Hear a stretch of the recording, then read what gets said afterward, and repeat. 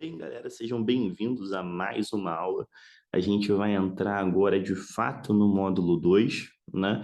A gente vai falar de política monetária bastante, né? De questões macroeconômicas nessa parte do nosso manual dos bancos. Mas como que a gente vai falar de política monetária, de controle de inflação, se a gente não souber o que é inflação, tá? Então vamos lá, o que que é inflação? Inflação é o aumento geral nos preços, bens, serviços de uma economia, tá? O que que acontece? Quando o valor de alguma coisa sobe, né? Quando o preço aumenta, eu acabo consumindo menos utilidade, unidades daquele produto ou serviço. Logo, eu tenho uma redução no meu poder de compra. Que é exatamente essa redução do poder de compra que o Banco Central, né, atua para impedir. Então, aqui a gente tem uma atuação do Banco Central para evitar essa redução do poder de compra do dinheiro. Tá de forma bem clara, questão aqui de inflação, vocês vão entender. Vamos supor que eu tenho R$ 100 hoje e eu consigo comprar um determinado produto que custa R$ 1, tá? Então, tem um determinado produto que custa R$ 1. Quantas quantidades eu consigo comprar desse produto? Ora, se eu tenho R$ 100, o preço é R$ 1, eu consigo comprar 100 unidades. Beleza. Mas vamos lá, eu continuo tendo R$ 100. Só que o preço desse produto passou a ser R$ 2. Quantas unidades eu consigo comprar agora, né? Só 50. Então, essa diferença daqui, né? Essa diferença de menos 50 unidades é a inflação. Ou seja, o meu poder de compra reduziu em 50 unidades, nesse exemplo que eu dei. Beleza? Isso que é inflação. Só para dar um exemplo para vocês, a gente viu, né, na história de moedas brasileiras que o real ele surgiu em 1994. Se eu fosse comparar os R$ 100 de hoje, os R$ 100 de 2022, com os R$ 100 de 94, R$ 100 representam R$ 13,43 só hoje. O que isso significa? Com os R$ 100 que eu tenho hoje, eu só conseguiria consumir R$ 13,43 em 1994.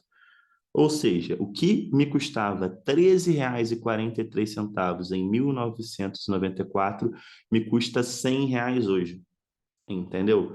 Nossa, custa quase que 8 vezes mais, 9 vezes mais? Exatamente.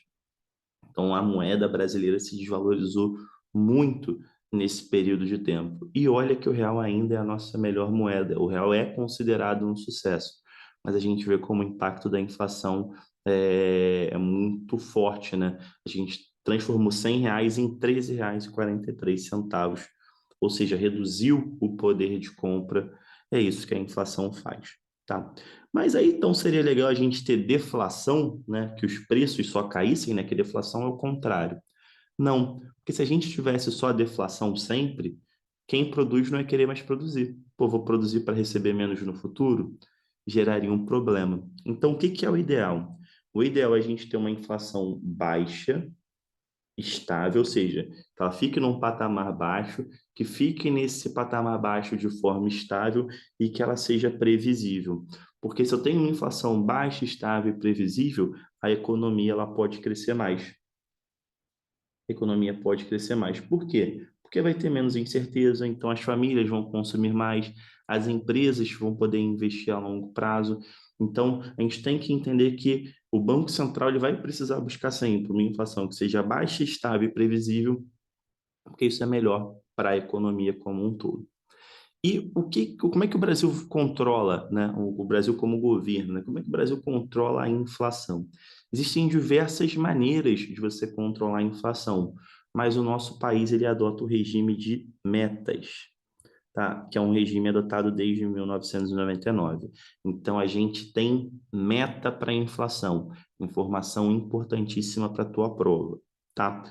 E como é que funciona essa questão da meta, de atingir a meta? Então vamos lá. A meta da inflação, a gente já estudou isso, mas vamos reforçar. A meta da inflação, quem define é o Conselho Monetário Nacional, né? Mas quem vai buscar atingir, né? Quem vai tomar as medidas necessárias para alcançar essa meta? O Banco Central do Brasil, o BCB. Percebam que Banco Central estou botando Bacen, estou botando BC, estou botando BCB, que é Banco Central do Brasil, porque pode aparecer na tua prova qualquer uma dessas siglas, tá? Então, quem define a meta? Conselho Monetário Nacional, quem vai buscar atingir o Banco Central do Brasil. Mas qual é o índice utilizado para essa meta? O índice utilizado de inflação é o IPCA, o Índice Nacional de Preços ao Consumidor Amplo, que quem calcula o IPCA é o Instituto Brasileiro de Geografia e Estatística, o IBGE. Tá? Então, meta definida pelo CMN, quem vai correr atrás é o Banco Central, o índice utilizado é o IPCA e quem calcula o IPCA é o IBGE. Nesse slidezinho bobo aqui, a gente tem de 3 a 4 questões que podem cair na tua prova, tá? Então, grava isso, preste atenção. Beleza? Qualquer dúvida, deixa nos comentários. E vamos falar agora do nosso sistema de metas, para a gente fechar. O nosso sistema de metas, ele tem um intervalo de tolerância de 1,5 pontos. Tá? Então, o que isso significa? Vamos supor que o CMN, né, definiu que a meta é 3%. Então, pode ser 1,5 para trás ou 1,5 para frente, que vai dar exatamente esse intervalo aqui, de 1,5 a 4,5.